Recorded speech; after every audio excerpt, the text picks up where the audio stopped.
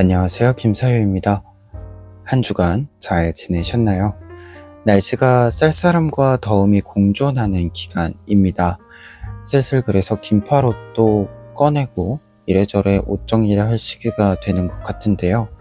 근데 또 오후에는 여름인 날씨라서 약간 애매하기도 합니다. 그래서 이런 시기에는 사실 여름용 긴팔 셔츠를 입는 게 가장 적절한 코디다라고 할 수 있겠는데요. 사실 제가 여름용 긴팔 셔츠를 굉장히 좋아하는 사람이라서 이런 날씨를 좀 환영하기는 합니다.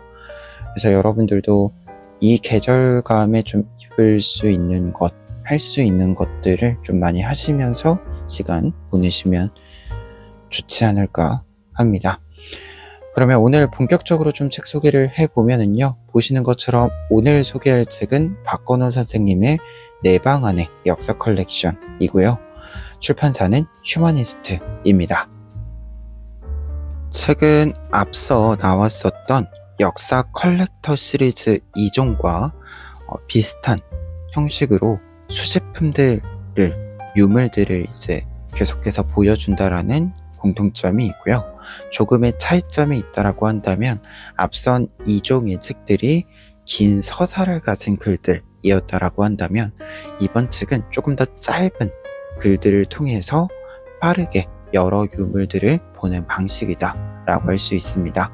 그렇기 때문에 기존에 쓰던 컬렉터라는 표현 대신에 컬렉션을 좀 쓴 게 아닌가라는 생각도 드는데요.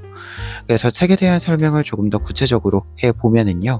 책은 1876년부터 1950년까지 태극기, 신문사파, 다양한 사진, 그릇, 우편 등 110점의 수집품을 통해 역사적으로 상상해 볼 수 있는 삶의 장면들을 설명과 함께 제시해주고 있습니다.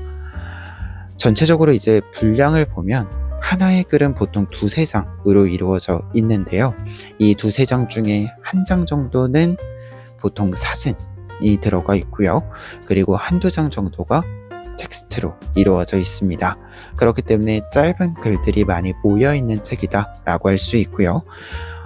이렇게 이제 모여진 글들 그리고 사진들은 역사를 보는 데 있어서 이제 구체성과 실사성을 갖출 수 있도록 해서 조금 더 쉽게, 조금 더 친숙하게 우리가 역사에 접근할 수 있도록 해주고 있습니다.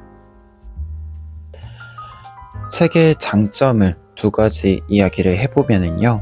첫 번째는 다양한 자료의 사용과 설명이 포함되어 있다는 점입니다.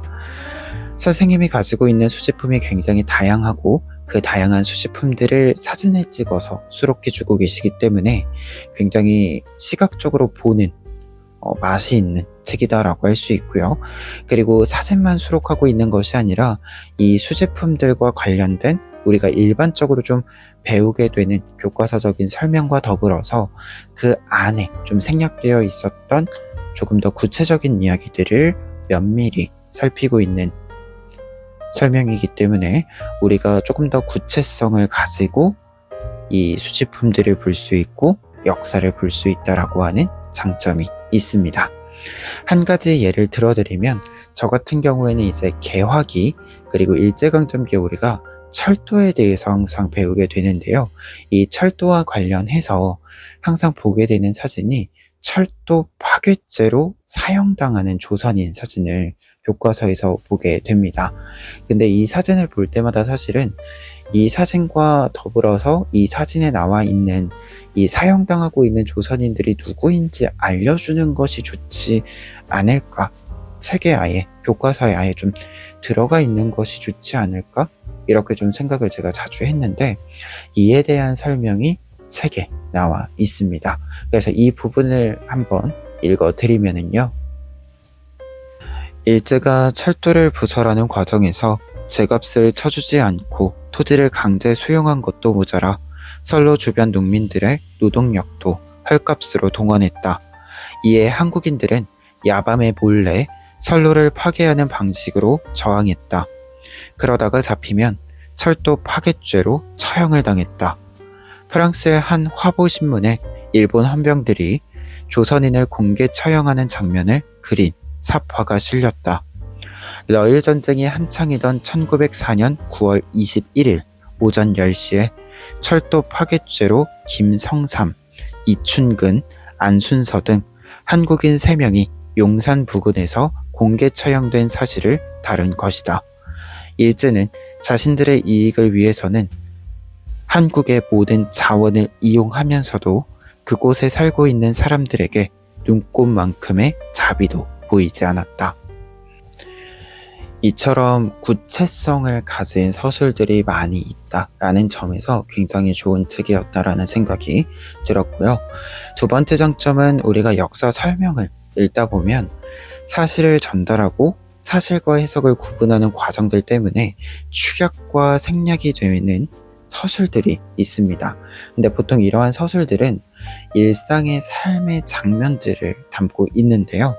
그러다 보니까 박건호 선생님의 책들을 좀 읽다 보면 이 책뿐만 아니라 여러 서술들에서 이 부분, 생략되었던 부분들을 다시 굉장히 잘 복원해 준 모습들을 볼 수 있습니다. 그래서 훨씬 풍부하게 역사를 살펴볼 수 있다. 그리고 역사를 봄에 있어서 우리의 삶을 좀 돌아볼 수 있는 좀 이러한 계기들을 잘 만들어준다라고 할 수 있습니다. 그리고 개인적으로는 저 같은 경우에는 이제 공부를 하는 사람이잖아요. 역사 설명, 서술에 대해서 공부를 하는 사람이기 때문에 이 공부를 하는 데 있어서 더 많은 공부를 좀 할 수 있도록 동기부여를 해주는 측면도 있었습니다. 그래서 이 부분도 예를 하나 들어드리면 일제강점기에 한국 식민화 정책 과정에서 궁성요배와 묵도라고 하는 정책이 있었습니다. 근데 이 정책의 과정에서 이걸 강요하는 전단지가 있었는데요. 이 전단지가 이제 추석 시기에 배포가 되었어요. 그래서 추석 때 조금은 우리의 일반적으로 생각하는 것과 조금 다른 이 추석의 풍경이 만들어지게 됩니다. 이 부분을 조금 읽어 드릴게요. 궁성요배와 정오묵도는 명절 풍경마저 바꿔놓았다. 두 의식이 강요되던 1940년대 추석 풍경을 보여주는 흥미로운 자료가 있다. 1943년 9월 3일 추석을 맞아 경상북도 상주군 유도회와 군청, 경찰서, 국민총력, 상주군연맹 등 기관이 공동 작성한 전시생활 지침으로 5가지 항목이 적혀 있다. 매일 아침 궁성요배와 묵도를 할 것, 추석 제사에는 절대로 떡을 장만하지 말 것, 비용을 극도로 절약하고 관원상제 시 새 옷을 만들거나 떡을 절대 만들지 말 것, 추석, 기타 명절에는 새 옷을 절대로 만들어 입지 말 것, 국민 계로운동에 순응하여 부녀자의 옥외운동을 힘쓸 것.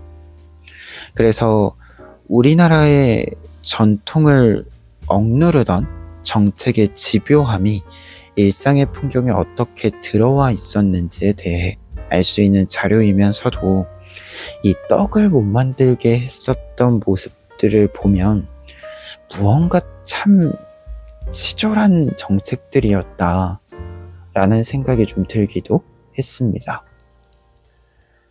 아쉬운 점 한 가지를 이야기해보면은요, 사실 이 전 시리즈 두 권들과 비교를 했을 때 많은 수집품들이 들어가 있는 대신에 글이 굉장히 짧아졌습니다. 그래서 이제 중간중간 몇몇 수집품들에 대한 설명을 좀 보다 보면 이게 서사적인 측면에서 좀 아쉬운 부분들이 있었다라고 할 수 있는데요.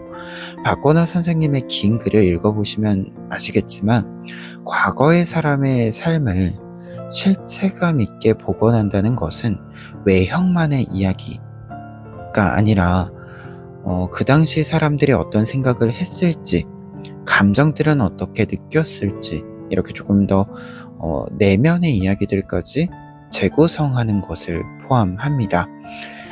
그런데 이제 이 책 같은 경우에는 이러한 서사를 전혀 느끼지 못한다, 이건 아니에요. 이 서사를 충분히 느낄 수 있는 글들도 있었지만 이 서사의 어떤 부분들을 느끼기에는 삶의 한 장면을 살펴보는 데 있어서 약간 아쉬운 글들도 함께 있었다라고 볼 수 있어요. 그래서 약간 제가 원하는 박건호 선생님의 글로 하여금 제가 느낄 수 있는 그 감동성이라고 할까요? 그 감동이 조금은 낮아질 수밖에 없는 구성이었다. 그 점에서는 조금 아쉬운 부분이 있었다라고 할 수 있겠습니다. 이 책이 110가지 수집품을 담고 있잖아요.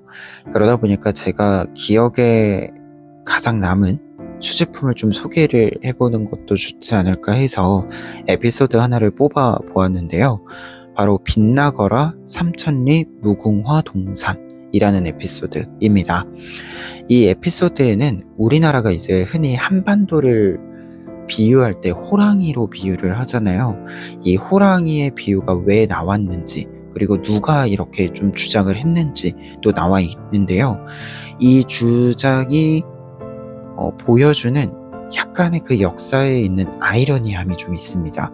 그래서 이 부분이 좀 기억에 남았고, 그리고 이제 무궁화 동산이라고 제목이 들어간 이유는 무궁화 지도가 나와요. 이 무궁화 지도를 남궁옥이라고 하는 이제 인물이 제작을 한 건데, 이 무궁화 지도가 때마침 제가 알라딘 그 광복절 굿즈를 매년 하잖아요. 그 굿즈로 이걸 받았어요. 그것도 이 책을 사면서 받았거든요. 그러다 보니까 이제 딱 이 에피소드를 읽을 때 때마침이라는 생각이 들어서 기억에 좀 많이 남아서 여러분들에게 좀 이야기를 해드리고 싶었습니다. 그래서 여러 유물들, 여러 수집품들이 꽤 우리가 이미 알고 있는 인물들과 또 연결이 되어 있기도 하거든요. 이러한 점들을 보면 굉장히 좀 흥미롭다. 역사를 그렇게 오래 보고 있었지만 아직도 흥미로운 이야기들이 많이 있구나, 이런 생각을 또 가지게 된 파트이기도 했습니다. 오늘 오랜만에 한 권 짧게 소개드렸는데요. 항상 역사책을 추천을 하고 있기는 하지만 이게 추천합니다라고 이야기를 할 때 약간씩 좀 고민이 있어요. 왜냐면 이 학문, 역사라는 학문이나 과목이나 이 내용 자체가 굉장히 험난한 내용들을 포함하고 있습니다. 그리고 이제 용어나 서술들 같은 경우에도 대중서로 옮겨지더라도 쉽게 이렇게 풀이가 되는 경우는 그렇게 많지가 않아요. 그래서 사실 추천합니다 하면서도 어려운데 이렇게 그냥 추천해도 될까? 이런 생각을 많이 가집니다. 그런데 이제 박건호 선생님의 책들은 기본적으로 이 고민을 좀 덜고 추천을 드릴 수 있는 책들이기도 합니다. 대중서로 옮김에 있어서 와닿게 글이 써져 있기도 하고, 필요한 설명들을 빠뜨리지 않으면서도 너무 부담스럽지 않도록 이렇게 좀 조절을 이렇게 잘 해주시기 때문에 항상 박건호 선생님의 글들을 보면 역사책을 읽기 시작하는 분들에게 추천드려도 되겠다, 이렇게 좀 생각이 드는 부분들이 있어요. 그래서 좀 자주 글들을 써주셨으면 좋겠다라는 생각을 가지기도 합니다. 특히 이런 글들, 이렇게 설명이 잘 되는 글들은 사실 저처럼 역사를 설명하는 것을 하려고 하는 사람들에게는 굉장히 필요한 부분입니다. 그렇기 때문에 이런 책들이, 이렇게 좋은 설명을 담고 있는 책들이 자주 좀 나와주면 좋겠다라는 생각이 들어서 이런 책들을 발견하면 항상 여러분들에게 소개를 하려고 노력을 하는데요. 근데 이게 역사책이 인기가 없어요. 그래서 책이 나오려면 많은 사람들에게 읽혀야 계속 나올 수 있으니까, 그래서 항상 좀 소개를 하려고 노력하는 것도 있습니다. 그래서 혹시라도 이 영상을 시청하신 분들 중에는 이 책을 꼭 사지 않으셔도 되니까 도서관이나 뭐 좀 접할 수 있는 부분들에서 공간에서 여러분들이 이 책을 읽었다는 흔적을 좀 많이 남겨주셨으면 좋겠어요. 그렇게 흔적이 많이 남아야 이 다음 책들도 나오고 그 책들이 또 나와야 좋은 설명들을 우리가 함께 좀 공유할 수 있기도 하고 하니까요. 그래서 좀 이런 바람을 좀 남기는 말로 오늘의 영상은 좀 마무리해 봅니다. 그러면 오늘 영상은 여기까지이고요. 저는 다음 영상으로 또 인사드리도록 하겠습니다.